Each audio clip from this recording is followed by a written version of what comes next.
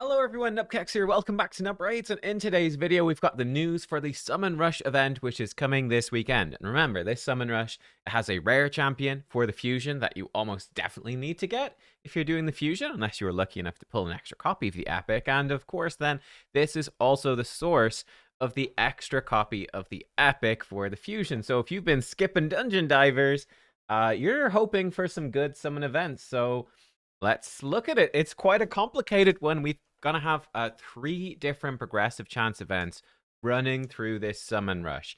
They're clearly expecting this to be pretty popular. All of the events will last for 24 hours, so you've got time basically to deal with each one.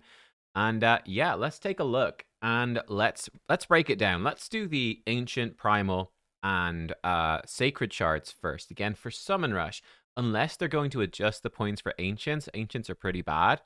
Primals, I would usually recommend really quite strongly saving for 2x mythicals. But sacreds are pretty good, obviously, and then void shards are pretty good as well for doing this. So they'd be your 2 main options. Let's look at Friday first. Let's actually zoom in. So Friday, we've got Blockade of the Meltwater, Sun Wukong, Razzlevarg, Mortu Macab, and Kaj of the Rye. Now, Blockade of the Meltwater would be my recommendation. Sun Wukong and Razzlevarg are really good as well. Like Sun Wukong was a login, Razzlevarg was a fusion. Mortu, I would not really recommend. And then Kaja is okay. She was a previous guaranteed. She's a good speed booster. But let's take a look at these ones. The big one I would say here is Glockade. He's brand new, so probably almost nobody has him, which makes him pretty appealing. I did a video with YST on this guy. You can see he's got incredible base stats, like really good defenses, 112 speed, 40 resist. It's solid. Speed in all battles aura.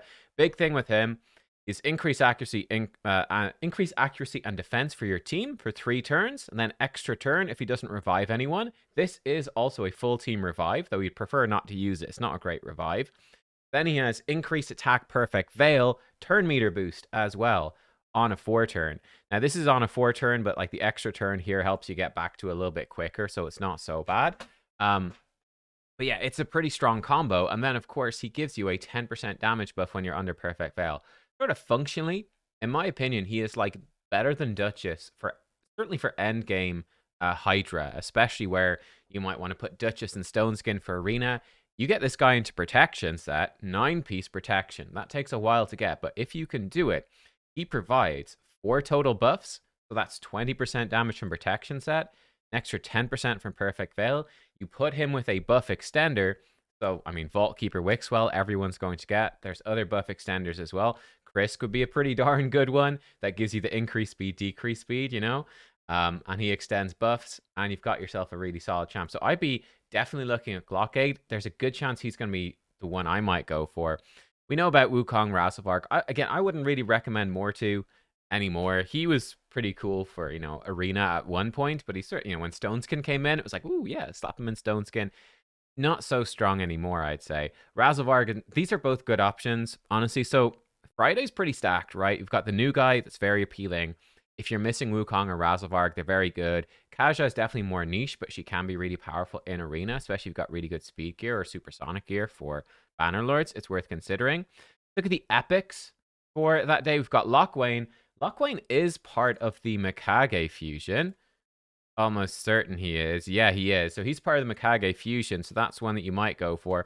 Deacon is really good, and then Doom Priest is pretty decent as well. So, like, you've got solid options for the epics there as well. Let's just stick with these types of shards. If we go to Saturday, so if you want to go Saturday instead, it's weaker at a quick glance. Giath, the Truth Shield, she's new.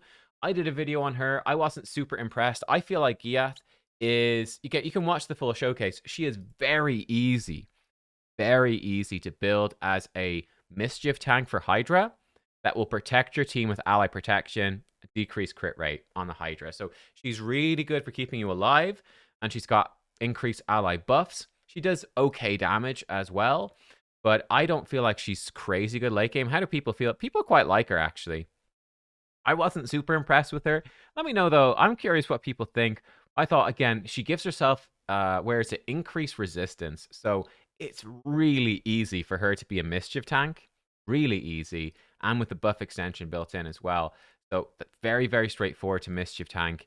Could probably even do it unbooked if you really wanted to. Better to book her to get the cooldowns down, but you know, you might even get away with it.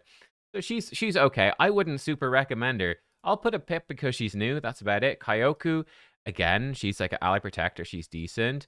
Lazar, he was a previous fusion. You know, he's actually pretty decent, especially for Cursed City. He's got AoE freeze, right? He's got the single target A1 triple hit freeze, which makes him really good for any of the Fire Knight stages. He's just a really good crowd controller that helps you stay alive. With his passive, he can do weird stuff. Like right now, he can solo Sand Devil, and he can solo all sorts of things with his passive, which is fun. So I'm expecting that to not be as needed in the future when they nerf stuff. Karagar would probably be my biggest recommendation because probably most people won't have this guy, and he is again a good protector. He protects your team, he heals you up, he removes your debuffs, you know, sort of it. He just keeps you alive, keeps you tanky. He is again more of a limited champion though. You know, I would say Blockade has a real place in Hydra endgame. Karagar, he's more like a general support, so he's going to be good for Cursed City, but not so essential. Snick Track is decent as well. So on the whole, I feel like Saturday is a weaker day than Friday, for sure. Taragi the Frog, Sandlash, and Skull Crusher. I'd say Taragi be my main recommendation. And Sandlash and Skull Crusher are both okay. Again, Sandlash scales pretty well, like with damage especially, and survivability as Epic Empowerment Champion. That's pretty good. Taragi obviously loves the survivability as well. He's probably the most useful. They're all decent. Definitely they're more, you know, they're pretty good for Demon Lord Clan Boss early game. So that's something to consider, right? If you're building a traditional Demon Lord Clan Boss team, they're all solid options, and they will all combo very well with Vault Keeper Wixwell as well. So maybe Taragi combos the least well with Wixwell, but they're all good options with Wixwell, I think, personally, for that. And then we come over to the last day, which is Sunday. Elva is obviously really solid. Recommend her. Bad L is actually still good for soloing stuff. Oella, previous fusion, she's not bad. Lady of Ireth is just really underwhelming. She's pretty crap. And Knock the Paralyzer, he might be okay for some Sand Devil stuff. Early game protects you.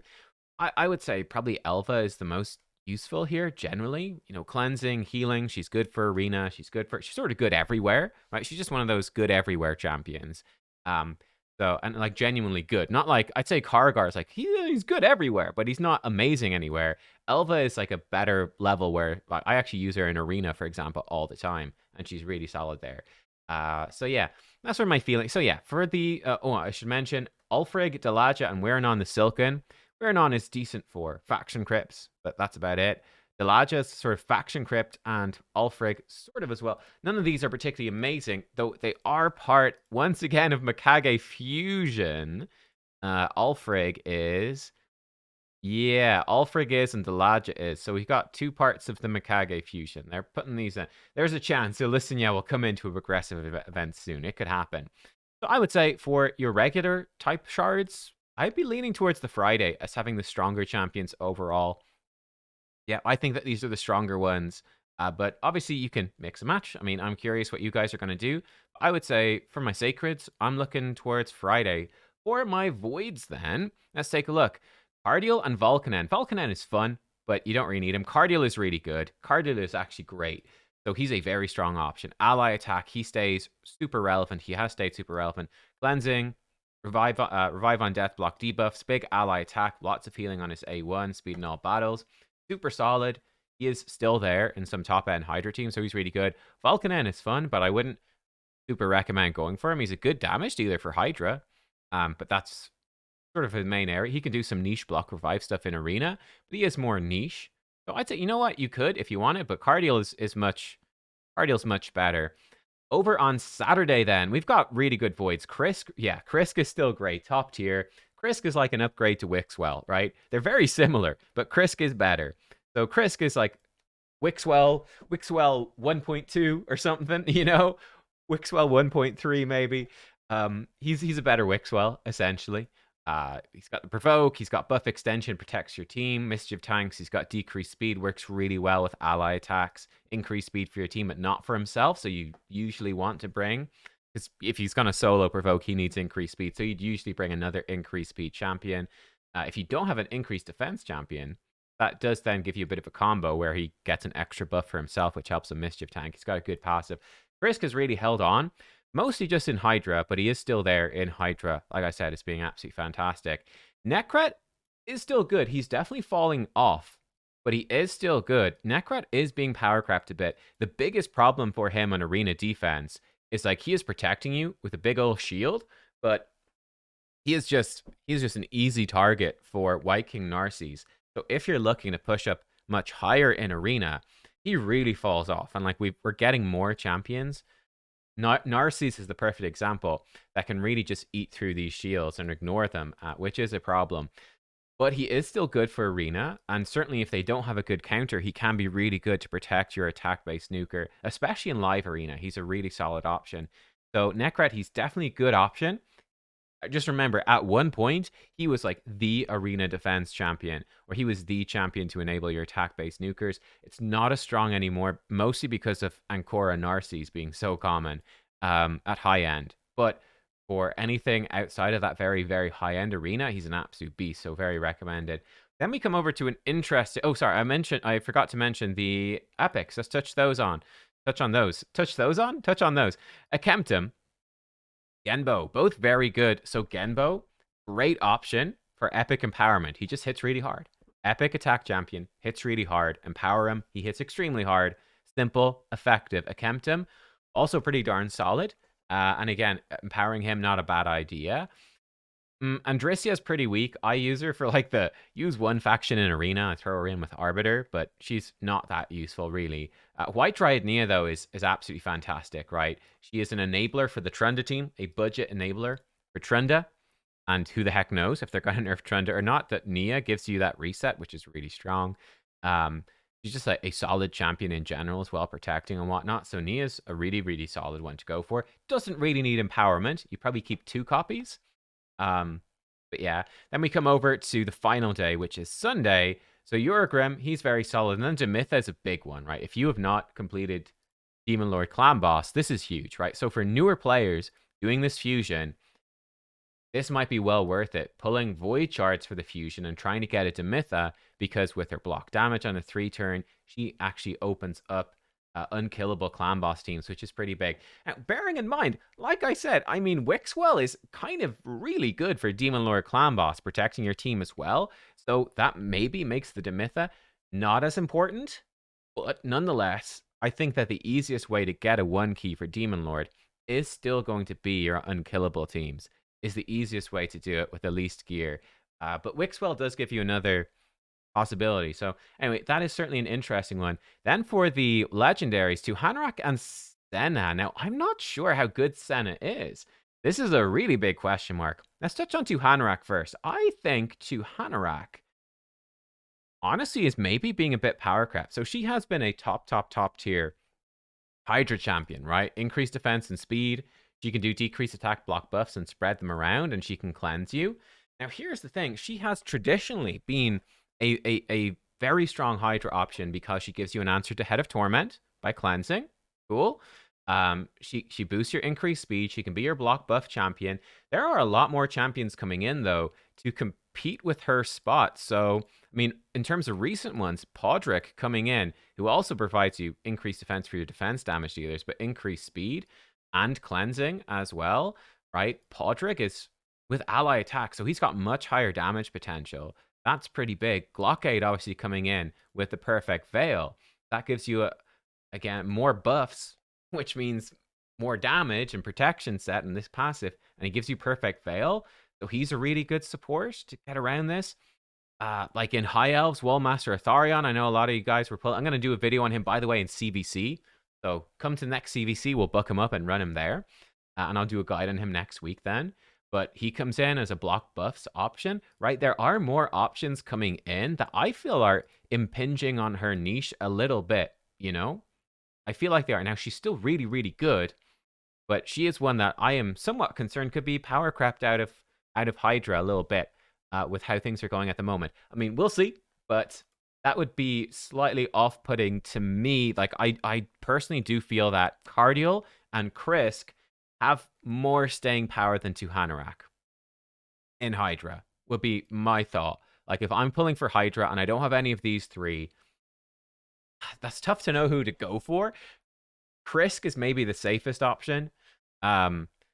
And that sets you up pretty well for a solid Hydra team. Like, Krisk brings you so much. And then Cardiel, of course, he's keeping your team alive and gives you the ally attack, which is big. So, yeah. Now, Senna, I'm also not certain about. I'm not certain about. She has the potential to, increase speed, turn meter fill, continuous heals. So she's like a speed booster. But then her thing is, whenever continuous heals activate, she gives your whole team turn meter.